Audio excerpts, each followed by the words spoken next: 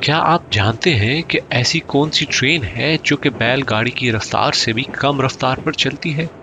ہم آپ کو ایسی ہی ایک ٹرین پر سفر کرواتے ہیں جو کہ 732 کلومیٹر کا فاصلہ کئی دنوں میں طے کرتی ہے۔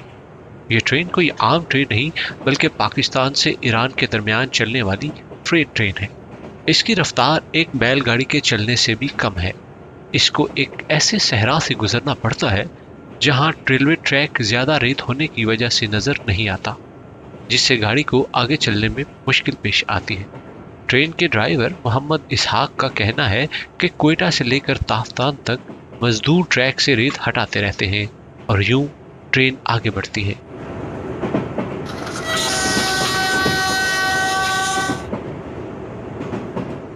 مزید خبروں اور اپڈیٹس کے لیے وزٹ کیجیے newsalert.com.pk